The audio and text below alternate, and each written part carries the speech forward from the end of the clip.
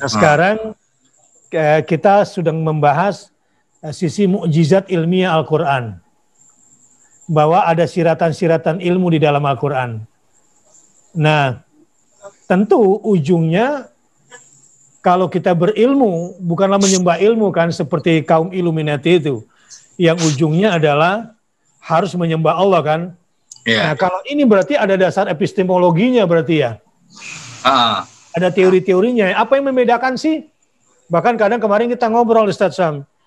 Apa bedanya ilmu dengan sains? Kita sampai pada kesimpulan waktu tadabbur, oh rupanya kata alima ya'lamu itu identik dengan Tuhan, dengan Allah. Yang kedua juga identik dengan akhirat. Gitu. Sementara istilah sains, biasanya kalau kita bicara sains, biasanya minus Tuhan, minus akhirat. Nah, ini di mana errornya kira-kira secara epistemologi ilmu dan bagaimana epistemologi ilmu menurut Al-Quran gitu kira-kira. Ini saya tahu pakarnya Dr. Samsudin, maka alhamdulillah ada waktu 30 menit sendirian. Waduh. Artinya kan bisa berjam-jam, tapi terserah. Nanti kita akan bertanya juga. Kepada pemirsa yang ingin bertanya, saya harapkan bertanya lewat WA contact person di nomor WA contact person kita. Mungkin yang sudah tahu silakan, yang sudah jadi member. Silakan Ustaz Samsudin. Ya. Bismillahirrahmanirrahim. Assalamualaikum warahmatullahi wabarakatuh. Waalaikumsalam warahmatullahi wabarakatuh. Ya, saya ini berterima kasih juga ini diberikan kesempatan yang sangat istimewa ini untuk bisa bergabung di acara Tadabbur Mukjizat Al-Quran. Ya. Ya, kalau kita bicara tentang ilmu di dalam perspektif Al-Quran, itu memang pertama harus kita jelaskan itu apakah ilmu yang dimaksud itu sama dengan sains atau tidak. Emang kalau kita mau membandingkan dua konsep, ini kan ilmu dengan sains ya. Konsep itu sebenarnya isi dari kata-kata, isi dari istilah. Jadi ini kan ada dua istilah, satu istilah sains, satu lagi istilah ilmu. Ya. Itu ada 4 kemungkinan. Kemungkinan yang pertama itu identik. Kalau identik berarti sama, berarti sains adalah ilmu dan ilmu adalah sains. Ini kita bilang ada 4 kemungkinan, belum kita bilang nih yang mana yang benar nih ya. Cuman berarti kalau 4 kemungkinan berarti ada 4 pendapat. Berarti orang itu nanti kalau dia salah milih salah satu dari 4 ini, ya kelirulah di situ. Ya, jadi kemungkinan yang pertama itu adalah kemungkinan bahwa sains adalah ilmu dan ilmu adalah sains. Nah, di dalam Quran banyak tuh perintah misalnya Robbi zidni ilma itu, waqul Robbi zidni ilma dalam surah Toha itu kan. Ya dan katakanlah wahai Tuhanku tambahkanlah aku ilmu. Nah, kalau ilmu sama dengan sains, nah, ini berarti minta ditambahkan sains dong. Dan berarti para saintis itu adalah ulama dan ulama itu saintis. Nah, itu konsekuensinya itu. Yang kedua, itu sains bukan ilmu dan ilmu bukan sains. Nah, ini kebalikannya berarti. Jadi yang pertama itu istilahnya tasawi, identity ya. Nah, yang kedua ini tabayun atau tagoyur. Jadi sama sekali berbeda. Terus kemungkinan yang ketiga itu kemungkinan beririsan. Nah, kalau beririsan berarti kan sebagian dari sains itu adalah ilmu dan sebagian dari ilmu adalah sains. Berarti ada sains yang identik dengan ilmu dan ada juga yang ilmu itu identik dengan sains. Tapi ada juga berarti bagian-bagian dari sains yang bukan termasuk ilmu dan ada bagian-bagian dari ilmu yang tidak masuk domain atau wilayah sains. Itu kalau pola yang ketiga. Yang ketiga ini dibilang tadakhul ya, intersection. Terus kalau yang keempat itu kemungkinan yang keempat itu tadomun, itu kemungkinan yang satu lebih khusus daripada yang lain. Berarti yang keempat ini ada 4A, 4B. Kalau 4A misalnya semua sains itu adalah ilmu, tapi tidak sebaliknya. Berarti ada ilmu yang bukan sains. Nah, kalau 4B semua ilmu adalah sains, berarti sains lebih luas daripada ilmu, ilmu itu lebih khusus daripada sains. Nah, ini rata-rata terjadinya perdebatan, kebingungan, error-error itu ya gara-gara masalah 4 atau 5 lah ya, karena yang keempat itu kan A dan B. Itu nggak selesai. Itu karena itu belum beres, belum disepakati. Nah, akhirnya jadi perbedaan pendapat lah, itu nggak habis-habis ya. Gitu. Itu mungkin poin yang pertama, Ustadz. Ya, oke, terima kasih. Jadi ada 4 mazhab ini. Nah, kita mazhab yang mana gitu kan kira-kira. Baik, ini kan ada 4A dan 4B kayaknya ya, pilihannya ya. Pilihannya kemungkinan besar nih. Kalau Ustadz Sam sendiri pilih yang mana kira-kira? Iya, kalau saya sendiri sebenarnya pilih yang ketiga itu. Jadi berarti ada hal-hal yang sekarang ini dianggap saintifik, tapi sebenarnya tidak masuk di dalam kategori ilmu. Tapi ada juga yang memang di situ bagian yang identik, yang di situ sepakat lah, berarti kebenaran sains itu juga kebenaran yang ilmu, ya, yang disebut ilmu, kebenaran ilmiah menurut Al-Quran itu kebenaran juga yang diakui oleh para saintis gitu, tapi tidak semuanya gitu, berarti ada yang juga tidak. Nah gitu kan, itu saya pikir posisi yang ketiga itu yang bijak lah. Ada tadakhul, tapi juga ada tagoyur, ada tabayun, ada perbedaan juga. Ya mungkin sama mungkin kayak kita dengan kita kan makhluk hidup ini ya, hewan, makhluk hidup. Nah, kita ada irisan dengan hewan-hewan yang lain, dengan makhluk hidup yang lain. Irisan itu adalah bagian-bagian, aspek-aspek di mana kita sebagai manusia itu sama. Misalnya kita punya nafsu untuk makan minum, makhluk hidup yang lain juga punya nafsu itu. Nah, gitu. Berarti itu di irisan itulah kita sama, tapi ada bagian yang aspek yang kita beda dengan hewan-hewan yang lain.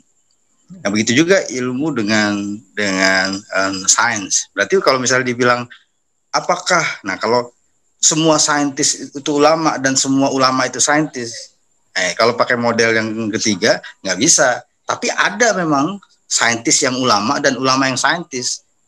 Nah itu kan seperti misalnya kayak Fakhruddin Ar-Razi itu mungkin salah satu contohnya ya, ulama sekaligus saintis. Tapi kalau Einstein saintis, dia bukan ulama. Nah itu kan. Batasannya apa? Hah? Batasannya apa? Ya itu batasannya kalau dia disebut ulama, itu tadi dia bukan hanya mengetahui kebenaran yang rasional, yang memenuhi standar ilmiah, tapi juga dia beriman dan dia takut kepada Allah. Nah itu gitu yang kan? Ulama ya. Yang sains minus ini gitu ya. Nah, gitu. Jadi berarti tadi itu ada aspek yang makanya kita bilang beririsan ya. Kalau beririsan itu kan kalau kita buat kayak diagram bulatan, itu ada yang di tengahnya itu. Iya, ada yang ketemu lah ya. Iya, ada yang ketemu, tapi ada juga ulama yang bukan saintis. Nah, gitu kan. Tapi ada juga, berarti ada ulama yang saintis dan saintis yang ulama. Itu ada saintis bukan ulama dan ada ulama juga bukan saintis. Gitu. Ya. Terus, nah sekarang karena ada 4 bagian ini, kita bicara yang basic dulu. Jadi bagaimana sesungguhnya teori ilmu atau epistemologi ilmu dasarnya dari Islam itu, dasar mencari ilmu itu. Kan di sana ada 3 istilah biasanya, empirik, rasional, dan otoritas misalnya. Ya, misalnya teori itu. Nah, kalau Ustaz Sam sendiri gimana arahannya? Ya, kalau para ulama kita ya itu sebenarnya mereka sangat sangat ilmiah dan sangat dekat dengan standar filsafat sains modern. Nah, nah itu tadi ada juga yang berbeda. Jadi berbedanya sekarang begini. Kalau tadi disebutkan bahwa kita sekarang ini mengatakan yang ilmiah itu, yang disebut scientific itu adalah yang rasional, yang rasional, kemudian jadi yang empirical, yang empiris. Nah, empiris ini termasuklah yang dengan eksperimen, dengan pengalaman, ya, dengan uji coba dan sebagainya. Terus yang ketiga dengan otoritas, karena kita misalnya kita menerima rumus Newton itu dari mana? Kita bilang dengan uji coba. Tapi apakah kita mendengar langsung? Newton kan udah lama mati. Newton mati tahun 1700-an. Dan kita hidup sekarang tahun 2000-an. Anak-anak Ustaz Samsudin nggak menyebut wafat, nyebutnya mati. Ya, jadi nggak apa-apa, terus. Ya, jadi yang menyebut ini ulama, menyebut saintis. Jadi lanjut. Kita tahu sebenarnya, kita tahu banyak hal itu sebenarnya juga dengan riwayat. Tadi kita ada orang yang meriwayatkan rumus fisika Newton sampai ke kita nggak dengar langsung. Artinya kita dalam hal itu tidak secara empiris, juga tidak secara nah ini dalam hal ini kita sama dengan para saintis, para ilmuwan modern. Nah, kita mengakui tiga sumber ilmu ini, sumber pengetahuan. Nah, cuman berbedanya kalau orang Islam itu mengakui otoritas tidak hanya dari orang-orang biasa gitu, orang yang bisa dipercaya, tapi kita mengakui bahwa ada juga pengetahuan yang benar itu yang disampaikan, yang diajarkan oleh para nabi. Nah, itu sebenarnya sih ya orang-orang Yahudi juga menerima itu ya, cuma orang Yahudi yang tinggal di Eropa zaman modern ini kan banyak yang malu-malu. Tapi mereka sebenarnya mengakui juga itu perbedaan. Jadi kita berarti sumber ilmu itu bisa kita tambah jadi satu lagi 4 itu. Yang keempat itu adalah wahyu. Adalah ya kita bilang ya kitab suci, itu adalah kebenaran. Nah, sekarang ini masalahnya kalau ilmuwan zaman sekarang ini dia orang Islam itu dia juga dibuat tidak nyaman, dibuat nggak enak lah gitu kalau membawa-bawa wahyu ke dalam ranah ilmiah. Jadi dianggap itu kalau dari Al-Quran itu tidak saintifik. Nah, tidak ilmiah ya. Nah, disitulah sekarang ini tantangan kita itu. Jadi nggak pede gitu, nggak pede. Tadi ditambahkan sumber ilmu itu adalah wahyu. Mungkin yang maksud ilmu di situ sains. Sumber sains adalah wahyu. Karena tadi kan antara ilmu dan sains beririsan itu. Berarti ketika wahyu disebut sumber ilmu, sebenarnya itu adalah dimasukkan ke dalam sumber sains. Ya, yang beririsan itu ya. Yang beririsan itu. Ya. Nah, terus kalau berarti kan begini, sains yang tidak beririsan dengan ilmu, nah itu adalah sains yang kita bilang itu tadi kebenarannya hanya probabilitas. Itu yang pakai statistik itu, kemungkinan besar yang ada margin of error-nya itu. Jadi makanya kalau pakai standar epistemologi Islam, nah itu yang benar-benar ilmu. Berarti kalau yang benar-benar ilmu berarti kata Imam Ghazali, Ibnu Sina itu yang benar-benar benar. Nah gitu. 3 kali ya, yang benar-benar benar. Jadi kalau kemungkinan benar, kelihatannya benar, itu masuk tadi bukan di wilayah yang beririsan itu, tapi wilayah yang ilmu yang sains saja itu. Sains saja itu belum benar-benar benar, tapi hanya kemungkinan besar benar. Coba aja ngobrol para saintis. Mereka bilang misalnya kalau mereka buat prediksi, kita tanya, apakah itu pasti akan terjadi? Kata dia, kita nggak bisa absolut.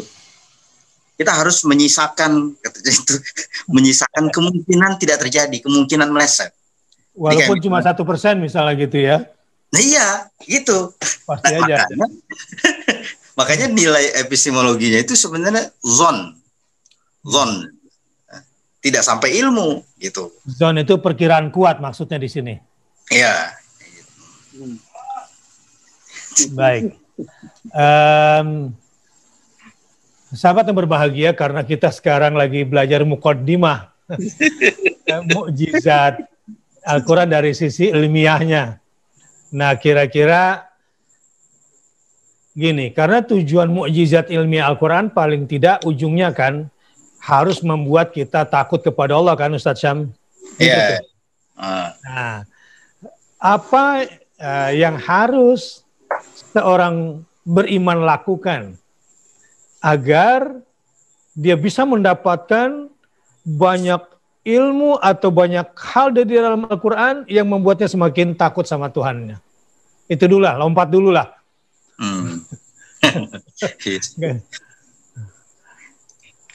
Iya, memang kalau Imam Al-Ghazali itu menyebutkan tingkatan ilmu itu ada 3 ya. Kalau Plato kan 4. Nah, kalau Imam Ghazali itu tingkatan saja apa ilmu, Ustaz? Apa? Yang kata Imam Ghazali tingkatan saja apa tingkatan ilmu? Oh iya. Imam Ghazali bilang tingkatan jelas dulu, Ustaz. Lebih tepatnya sebenarnya bukan ilmu, dia bilang, Imam Ghazali mengatakan pengetahuan ya. Pengetahuan itu berarti sains ya. Ya, pengetahuan ini berarti masuk dua-duanya. Berarti kan pengetahuan itu ada yang disebut ilmu, ada yang disebut sains, ada yang tadi beririsan berarti sains sekaligus ilmu dan ilmu sekaligus sains. Tapi ada yang bukan. Jadi Imam Ghazali pakai mazhab yang mana kira-kira ini, Ustaz? Berarti harus tahu dasar epistemologi Imam Ghazali dulu, baru bisa membicarakan cabang-cabang ilmu menurut Imam Ghazali kan gitu. Tapi kan jelas. Iya, jadi kan gini, misalnya kenapa ada orang dia sudah doktor misalnya, bahkan sudah sampai guru besar dalam bidang sains ya, natural science gitu kan. Terus misalnya kok tidak, misalnya belum bertakwa kepada Allah, itu kenapa? Nah, gitu kan. Nah, itu sebenarnya salah satu itu merupakan pertanyaan itu sebenarnya sudah indikator bahwa ada yang salah dengan ilmu itu, ada yang salah dengan sains yang dianggap sebagai ilmu itu. Berarti itu yang dibilang selama ini saya kira itulah ilmu. Nah, ternyata itu sains, bukan ilmu. Karena kalau ilmu yang atau sains yang merupakan ilmu itu pasti akan mengantarkan pembawanya, pemiliknya itu kepada ketundukan, kepada pengakuan, kepada kesadaran, gitu kan, kepada momen itu. Oh ya, gitu kan, yang Archimedes bilang itu kan, eureka itu. Yaitu sebenarnya ke momen kesadaran itu, kesadaran bahwa ini objek yang dia kaji ini adalah ayat. Namanya ayat itu menunjuk kepada sesuatu yang lain. Jadi kalau kita ngelihat tanda, misalnya kan di hotel ada tanda panah toilet. Nah, itu tanda itu sendiri bukan toilet. Jadi tanda itu menunjuk ke toilet. Yeah. Tapi tanda itu sendiri bukan toilet. Nah, gitu. Yeah. Jadi kalau kita tanda itu adalah ayat. Nah, jadi kalau kita ilmuwan, kita objek penelitian kita itu adalah tanda. Dan maka tanda itu harusnya mempunyai makna. Nah, gitu kayak tadi tanda panah itu mempunyai makna. Maknanya adalah kita disuruh berjalan ke situ, ke yang ditunjuk, ke arah yang ditunjuk. Jadi kalau tanda-tanda ini kita mempelajari gunung, mempelajari laut, mempelajari kodok, mempelajari tubuh manusia, kalau kita ilmu kedokteran, anatomi, itu kita mempelajari tanda. Harusnya itu memberikan makna. Nah, kata Profesor Alatas, kalau kita mempelajari tubuh manusia, anatomi, misalnya 8 semester, habis itu sampai kita jadi pakar, tahu ada berapa ratus otot segala macam, nah, terus itu tidak memberikan makna yang mengantarkan kepada Tuhan yang menciptakan itu. Itu kan yang bikin otot itu kan bukan tukang nasi uduk, bukan juga anggota DPR yang bikin itu. Nah, itu kalau tidak mengantarkan ke situ, kata Prof. Alatas, itu dia nggak sampai, berarti nggak berilmu. Jadi dia berapa itu? Ya itu dibilang tadi, jadi dia akhirnya jadi saintis tubuh manusia, tapi dia tidak dapat ilmu. Karena ilmu itu adalah wusulul makna. Jadi yaitu husulul makna itu ilan nafs wa wusulun nafs ilal makna syai'. Itu baru dia akhirnya makna itu adalah makna dulu, terjemahin dulu apa itu. Jadi kita bisa dikatakan mendapatkan ilmu kalau makna dari objek yang kita kaji itu sampai kepada diri kita. Dan apabila diri kita sampai kepada makna dari objek yang kita kaji itu. Ya. Jadi bukan sekedar memahami, tapi memahami itu sebagai pointer. Pointer itu tadi, pointer itu ayat ya, ayat, tanda.